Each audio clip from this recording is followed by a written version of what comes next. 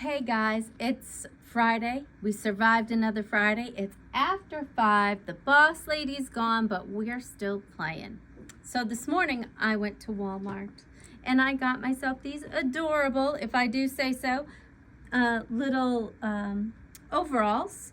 But of course I can't wear just plain overalls. So I went into the library and I got this cute design and sewed it right on there, and it came out really nice. But of course I gotta be even, I gotta be symmetrical, so I'm gonna put a different design here on this side. And Catherine and I thought that maybe you guys would like to see how we do this, how easy it is with the Epic 3. Well, with the free arm embroidery features, it makes it really easy to do. I didn't have to rip any seams. I didn't have to make myself crazy trying to scrunch things up and embroider without sewing the front to the back. Who hasn't done that? But we don't have to do that anymore. We have no fear. So I want to start out talking about stabilizer. So normally we will hoop our stabilizer, right? So I'm going to start with my outer hoop, and I'm going to put stabilizer in. And then if you're a floater like me, you hoop the stabilizer and add the fabric.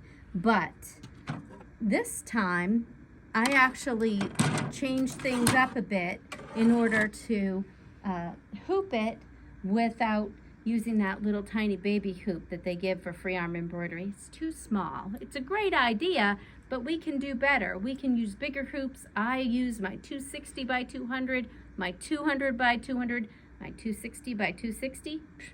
Beautiful. So this is the technique that I use. So I started out with my overalls, and I turned them inside out. And because of the way that we're going to hoop these, I actually attach my stabilizer right to the fabric itself. That way I don't have to fiddle with trying to control the stabilizer and the fabric in the hoop. So I put my stabilizer, this is a sticky wash away, so it's going to support the fibers of the fabric. Denim's really stretchy, so this is going to tame my denim. Then my cutaway is going to actually support my stitches over time. So hopefully I wear these a lot, I launder them, and I want this stabilizer to stay in it to support those stitches so that it doesn't just look nice today, but 25 washes from now I want it to look just as nice. So I slide this under the hoop, but I'll show you that in a second. Let's start with my sticky is on my fabric. Now I'm going to turn them back right side out. And instead of starting with my outer hoop, just like this, right?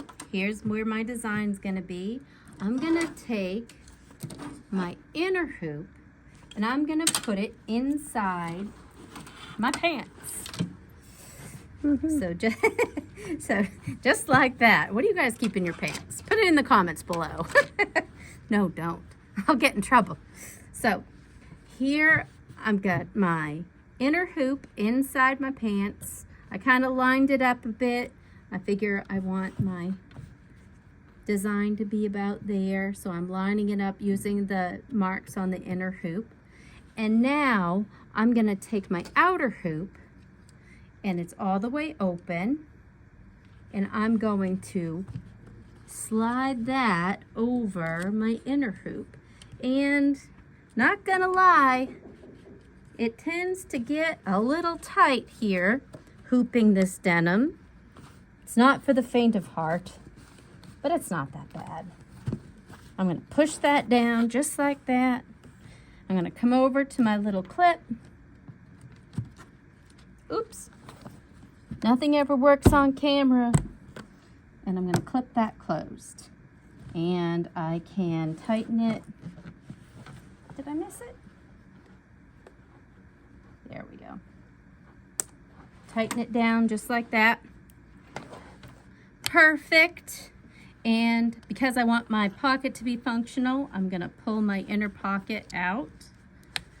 And that looks good. Now we're going to bring it over to the machine, and I'm going to slide the pants over the free arm. Let's see. Want to make sure I get everything underneath the free arm, because that's what's going to protect the back of my pants from being sewn to the front of my pants. So now that looks pretty good. I want to make sure everything is nice and tight, but not too tight. You never want to make it, you don't want to stretch the fabric, because if you do that, once you unhoop it, it's going to go and not look pretty. Okay, so there we go. That looks good. We're going to come over to... Where's your floater fabric? Oh, thank you, Catherine. Where is my floater fabric? Under the Jeep, right there. Huh. Stabilizer. So this is my cutaway. Now I'm going to put my cutaway under the hoop. And as the design is getting sewn, of course, that cutaway stabilizer is going to be sewn to the back of the garment. Lovely. Okay. So here I have my designs. There are 3. This one came from, it was in the machine itself. These 2 I found on the library and brought those in. I centered them, kind of liked the way they looked, and then I turned them because, of course, we have to think about the way that it's hooped. This right side, of course, is the top of the hoop right here, right? So it's turned to the side because my top of my pants, top of the design. Make sense? Yes. Okay, so it's all ready to go.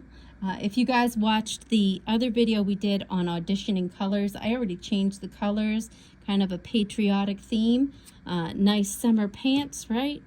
So now we are going to click on hoop options. And we're going to do my favorite thing, which is scan to hoop. I know that I have a 240 by 150 hoop, scan to hoop, start hoop scan. And it reminded me that if I wanted a perfect picture, I should take the Q foot off, but we're not being that precise. So now it says, please make sure the hoop is attached. I can just go like this. So now everything is hooped. I'm giving it one more little check to make sure nothing's gonna get sewn to the bottom, and I'm gonna click OK.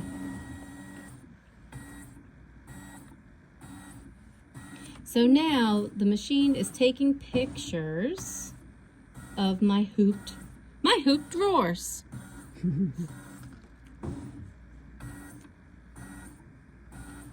I should probably get a pin and pin that back.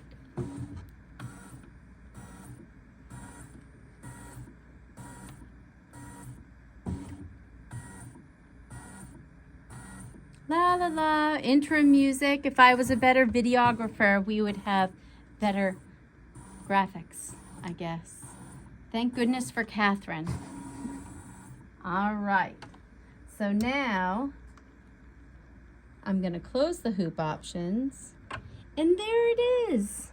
How cute is that? So I have my cute little design. I know exactly what it's gonna look like. Here's my pocket edge over here.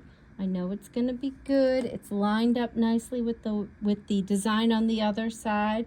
There's the crotch of the pants, and I think we're good. So I could, you know what, let's turn on the projection. The projection's on.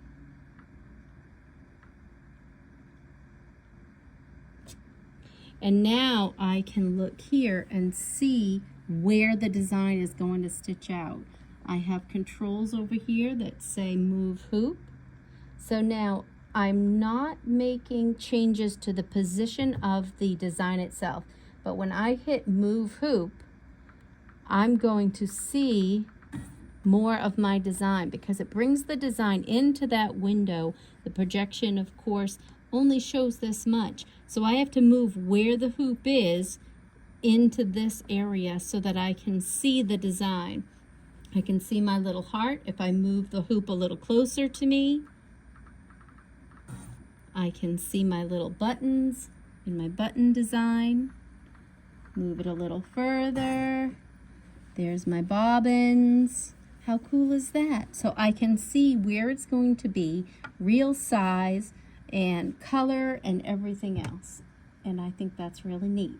So if I'm happy with where it is, if I wasn't happy with where it was, now I would move this out of the way. I would close my projection window. I would select my design and I would move where these are. The changes that I make that way are moving the designs itself within the hoop.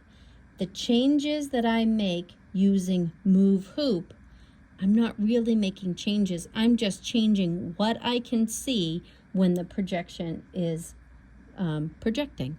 So I hope that makes sense. Any questions you guys have, I would love to know. Put it in the comments, like our video. Any other questions, please let us know. And so now all I have to do is hit stitch out and it's ready to go. I hope that was informative.